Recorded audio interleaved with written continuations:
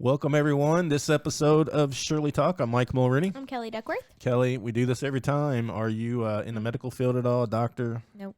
Nurse? Nope. EMT? No. Nothing? Nothing. All right, we do this because, how about an attorney? No, Okay. definitely not that. No so offense. so we do this every time just to let you know that if you hear us say something, get professional advice. So if you hear us say something about medicine or treatment or legal affairs, talk to a professional. Do not take our advice. So speaking of professionals, we actually have an attorney here. We have Senator David Yates. How you doing today? Hey, Mike. Good to see you. Kelly. Yeah, thanks for coming in. We were talking a little bit about legal stuff here before we started, but we'll focus a little bit. One, we'll take this on to the end, but we collect coats every year and wanted you to talk about that. But I'm just really curious, how in the world did you get into politics? Is it something you grew up wanting to do, or? It's something I grew up around. I thought so. Well, your family was involved in it, right? My grandfather, he served in the state legislature for 22 years. Right. And then you kind of got involved as a challenge or something like that, wasn't it? Yeah, something like that. I think way before actually deciding to run, though, I was involved just by virtue of growing up in a family of public service. Yeah. So most of what I had done, even when I went to law school, I was assistant attorney general. And I didn't know that. So after I knew the answer to my question, Yeah. but I didn't know that you were that. So yeah, so I was trying to avoid it a little bit so it's not straight on.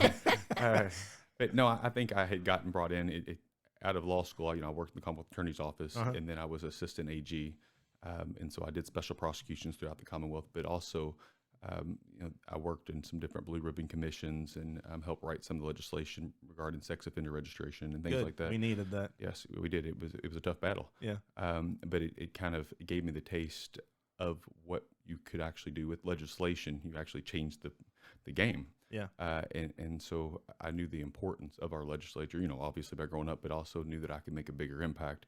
But I thought my impact would be behind the scenes. I had always kind of just helped people. I'd kind of a super nerd, so I would send over, here's a bullet points of things that you could do to make your job better to help the people. Right. And some people would send back thank you, and they'd call me up and work through it. And unfortunately, in my district, I didn't get the same result that I thought. And of course, being a young kid, I was going to change the whole world, and I expected them to take my advice. And when it wasn't done, I decided to step in the ring myself. At some point, you just got to try and do it yourself. That's right. Yeah, that's kind of how I got in the charity world. I got mad because things weren't going the way I thought they should be going, and next thing you know, here we are.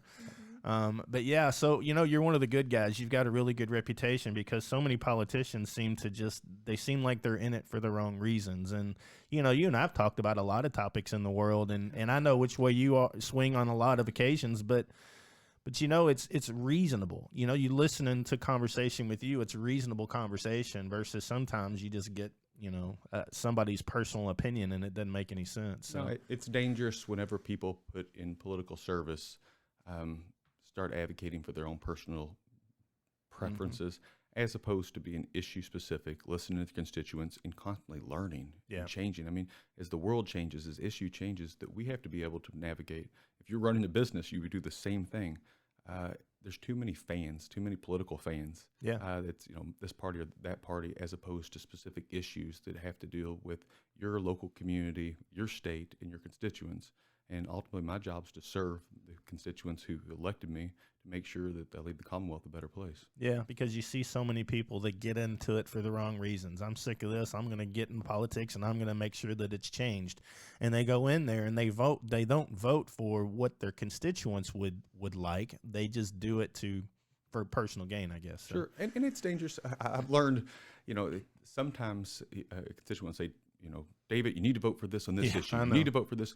And talking to them, they may not know all the ins and outs. And so there's a big trust too, because what they've done, that they've sent me to Frankfurt to advocate on their best interest, but also with the benefit of having specialists and experts come through and really dive down into legislation and talk about not only what the headline is, but the nuances of the details. And so there's been plenty of legislation where I'm all for it. Heck, I want to co-sponsor it, but right before we vote, there might be an amendment that just makes it a dog, and I have to vote against it because of one of the changes. And so it is it's difficult for us down there in the General Assembly actually going through it. And so there is that whole, you have to trust the representative that you send there. And then when you do dish out the details, you need to hold them accountable. Yeah. Well, I've got people asking me to get into politics, and there's multiple reasons. One, I run a charity and I can't. Two, I'd run against you, and I'm not doing that. But three, I don't want to go to dinner and have somebody bugging me and my family. And I know that happens to you a lot, and I've watched it. But you've got that calming voice that really kind of keeps people at bay to where it calms them down a little bit, and I've even brought up issues to you before, and you explain the other side, and you're good at making people understand that there's always two sides to something. Well, and part of that is Mike, is I'm still trying to learn. Yeah. I realize but that's good. You realize you have to learn. Sure, so, sure. There's no way that anybody in there is going to be an expert on every issue. Yep. And so when someone decides they need to pull you aside to talk to you about something, it's obvious. It's not obviously, but usually it's something that they're passionate about. And sometimes they have a little more knowledge or information that you may not have. Yeah. And so I usually try to listen, learn, and then I will conversate. And even through debate, I think you find truth. And I'm open to that. Now you're right. There have to be limitations on that. And you've been around where I'll be dinner with the family and somebody will just want to vent. And you have to, so you do have to put up the walls in certain orders and have some balance. But I've learned in this position that some people just need to be heard. Yeah. And so you try to give them that dignity and listen. And I've been pleasantly surprised, sometimes that that does some good. But you're good at saying, all right, I hear your voice. Now let me give you 4 things to think about before you, or whatever it is. Yeah, and sure. And you explain 4 things that you might see on the backside that you're okay letting the public know. And then you kind of see the look on their face like, wow, I didn't think about those 4 things. And it keeps them a little bit more balanced, I think. And I think that is one of the hardest things to do, especially when you're you're drinking out of a fire hose down there with so much information. I try, through social media and things to get some of it back to my constituents, the citizens, and say, hey, here's what we looked at. Here's why I voted this way. And here's what's going on. It isn't always perfect. And I'll be the first to admit, there's sometimes that I will come back and go, you know what, I wish I would have thought about that. I wish I would have argued this, and maybe I was wrong on this issue. But you're constantly learning. You're constantly trying to improve and become better. And ultimately, your job's to serve the district. Right. Well, you started out as a councilman. That's right. And then you were the president of Metro Council, and now you're a senator. But when you were a councilman, you started something, and I think your daughter started it. Is that how it started with this whole coat thing? Yeah, the Coat a Kid, it really just started off at, when we would go to get school supplies and things, we would always buy extra school supplies for kids who didn't have enough. Yep. And we with his angel tree and other things, we would buy clothes through our church. We'd do things. And my oldest daughter, Ava, she was little at the time, and we were buying, I guess it was wound up being a bunch of coats. And I think I had a sale, there was some kind of sale that made me want to buy a few of them. Yeah. And she was like, well, what about the other kids? What about this? Is there going to be enough? And just a little bitty thing, and very passionate. I think they actually did something at Notre Dame Academy too. It was a drive early on that had maybe sparked her attention to it. But it was her really that said, what can we do? And I explained that. I said, listen, as an elected official, I can't use taxpayer money to be able to do these type of things. That's not, but maybe I could use that small platform, in order to be able to use it, and it absolutely worked. Yeah. And it was really, reaching out to you and organizations that and local companies. Most what I found is people want the opportunity to help. You just got to give it to them. Yeah. And so we started off the first year. It wasn't real big. I think we got maybe 100 coats, and I think I wrote the check, but but the next year, I think it was contagious. Yeah. And each year it's gotten bigger and bigger. And as a father, I think that's really special to see both my little girls being very involved in that, knowing and seeing those who've been less fortunate or who are in tough spots become involved. And so it progressed and got better and better. Luckily, by the help of a lot of people who really stepped up, including Chase. Yeah, yeah. It's funny. I got 3 kids, and they say stuff sometimes, and I look at them like, "What made you say that?" or "What made you think of that?" So, I guess the answer is Kelly's going to be a new mom is they pay attention to everything. So somewhere along the line, your girls saw that there was people out there that didn't have a coat. And I don't know, do you think she saw it at school or at a store somewhere or what? I think that you're absolutely right. They're always watching. They pay attention to everything. And they emulate us. And as They a do. father, that's scary. Good or bad. Yeah, no, absolutely. Good or bad, they're going to do it. I think it was the shopping. You know, I would always take them with us. We would shop with a hero. Early on, there you go. And so I would take them with them. And so we would be designated to a family, and you know, I take them both with me, even Grace at a little age, and we would walk with the other families, and they would understand that that was their Christmas, and to see, you know, some small children saying, I need socks. Yeah. I want socks, you know, instead of the toys. I think that they understood there was a need. And I know that was early exposure, but I think it was good. And then I think by us going and each year taking them and saying, hey, we're gonna purchase things. Your Christmas won't be as big as it could be because we're going to take some of that and take care of those who don't have as much as us. And they're okay with that. Well, and I think that they lead by, you have to lead by example. Yeah. And they watch you. And I'll be honest, Mike, there's been a couple times I remember, I won't say which one, but they wanted one of those fancy binders, you know, the real expensive ones that had, I don't know, one of the characters on the front of it. And it was like $9 for a binder. And, you know, can be pretty tight with stuff. And so I looked at it and I said, all right, it's your choice. We can buy this binder right here, or we can buy this other binder and 2 more binders for people who don't have anything. There you go. And you have to make that choice. You tell me which one you want.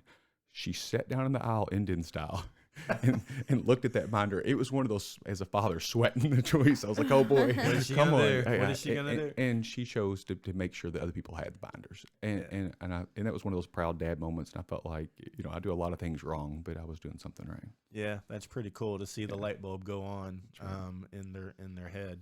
That's pretty amazing. So last year we set up a link and collected quite a bit of money, and I was telling Kelly we got bags of coats. We hit all the clearance racks last year. We spent over $3,800 and got all the coats. So this year we're trying to do the same thing, right? That's right. Every year there's always a need, especially when we get with children in our schools here, local children.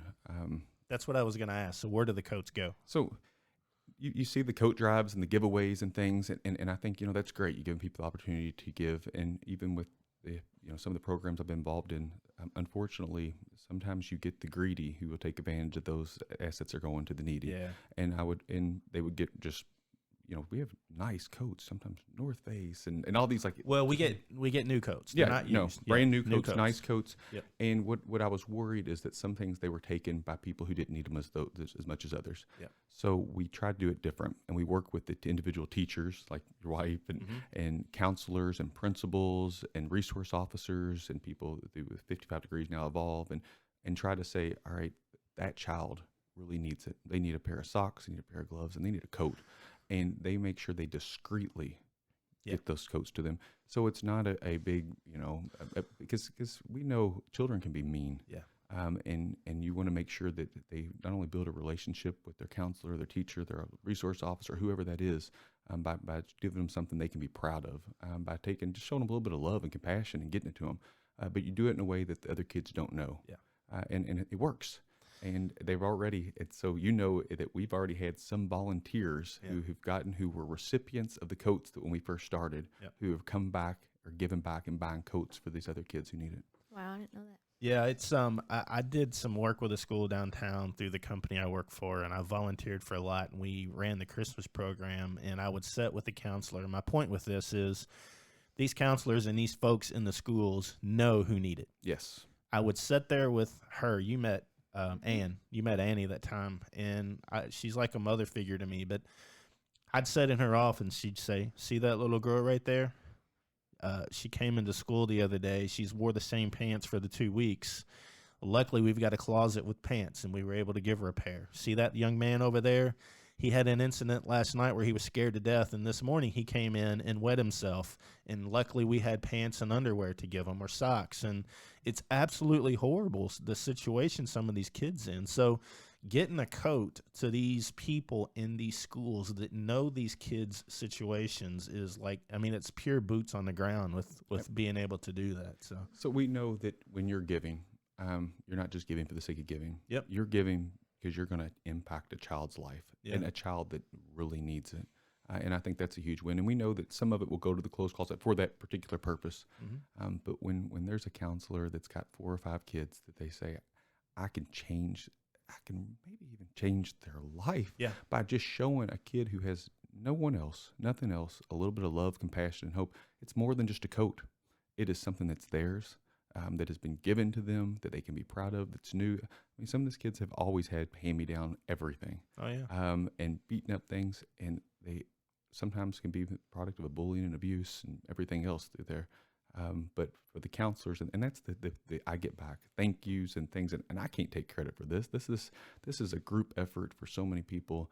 But wow, what a huge win, because these are kids they're literally local children in our school district who we expect to walk the line, to follow the rules, to do well in school, but they don't have the basic necessities to be able to even survive And be successful. No. My eyes were completely opened when I got involved with that school, and it kills me when I see people say, I can't believe we're feeding these kids free meals. And I'm like, you know what? You have no idea that kid probably won't eat if it wasn't for something like that, or they won't have a coat if all of us pitch in and buy a few coats. So I think that's one of our number one obligations as a human being. It is to take care of the weakest among us, and the children be in the forefront. And if we know that a child day in, day out is not taken care of for whatever reason, they'll say, well, mom should have did this, or grandma should have did this.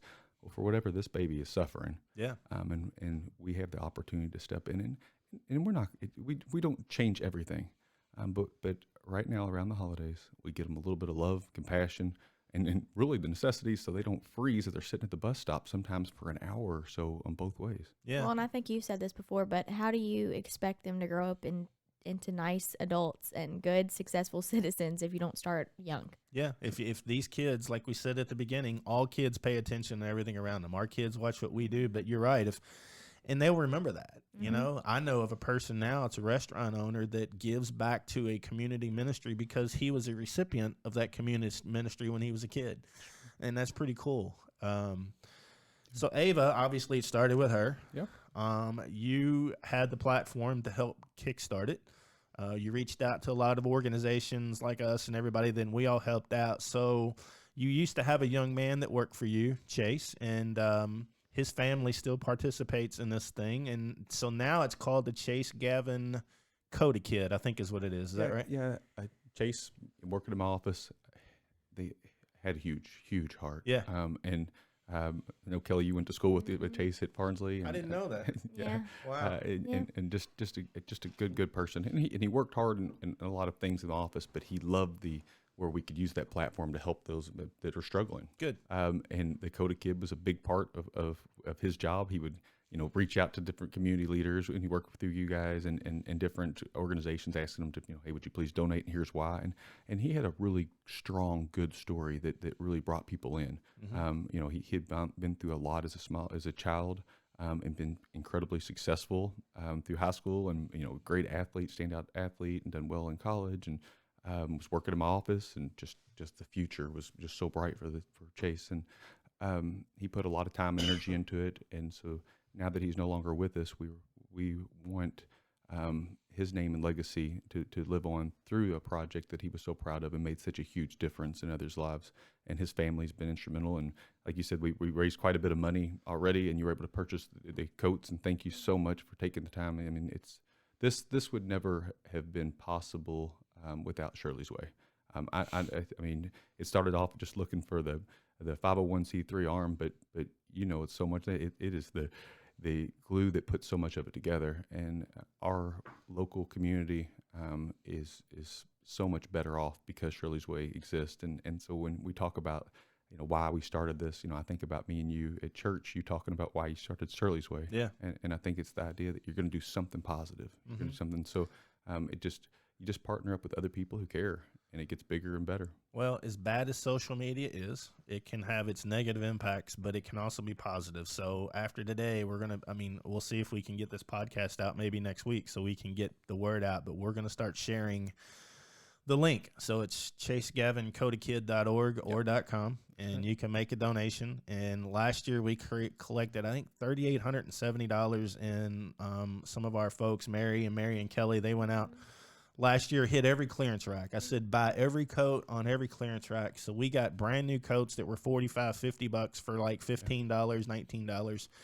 and all these local stores were looking at us like, why in the world you got 6 carts of coats? So, and I think some of them even Kohl's gave us an extra discount. Yeah. Yeah. So Chase Gavin Coatakid.org to make a donation, and let's buy $5,000 in coats this year. 100%. And those of you who knew Chase, if you just take a second, if you decide to go in to give, if it's $10 or $100, whatever, if you just take a second and think about him, then that means his memory and legacy lives on. Yeah.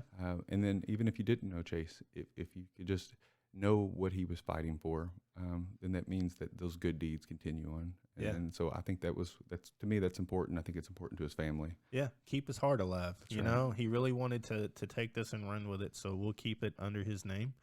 If you've got some new coats or just want to go buy out some new coats and you want to drop them off at the Shirley's Way office, 10966 Dixie Highway, you'll see the big Shirley's Charitable Gaming sign out front. But they got to be new coats. We want these kids to have something new and nice, and not to say you don't have anything nice in your closet, but we want to give them something new, like you said, they can be proud of and have a moment of, this is mine. It wasn't somebody else's that given it to me. It's mine. So, and that's something we've had to talk about to individuals a lot. And it was really the counselors who better explained that to me. For a lot of the children, they have had hand-me-downs. It's really, there's some that have a coats at home that would potentially keep them warm, but they would not wear those coats at fear of being humiliated by the other kids. Yeah. And that's horrible. But to give them something that's brand new, that's delivered by the counselor, by the teacher, in a discreet manner. So they're not going to walk in a classroom and say, hey, here's your new coat. We all pitched in and bought you one. It'll be a discreet way. Yeah, absolutely. And they say, again, like you brought up, Kelly, and you looked at, they're watching what we do as adults. And so you can't expect a child to be able to have love and compassion if they've never seen it. Yep. Mm-hmm. Yeah, if they've never received it, or seen it, they don't know. Yeah. And that's a lot of problem with society, and we won't digress on that. But a lot of the people that get in trouble on a regular basis, they've never seen a positive role figure, and that's got to change. But that's just another. We need more youth mentors. We do. Yeah. And if you know anyone interested, we'll continue to push for that as well. Yeah, we did I participated in a thing called Real Men Read a couple years ago, and we did it for a few years, but it stopped because of COVID. But we would go in, me and some of my coworkers, and you would walk in and read a book to kids, because I guess it's not considered manly for a man to read or a boy to read, and we've kind of slowly changed that a little bit. Just for kids to see that, it makes a world of difference. So. Sure. Yeah.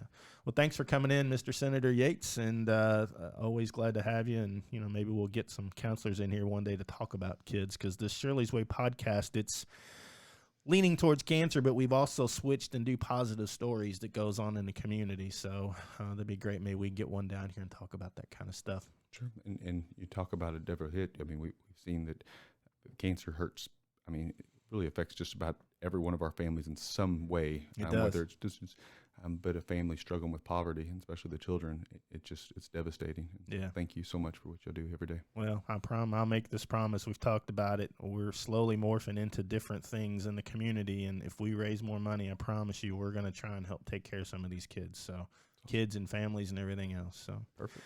Chase Gavin Coatakid.org. Make a donation. If you want to go buy some coats, you can drop them off at the Shirley's Way office. We would love to have them.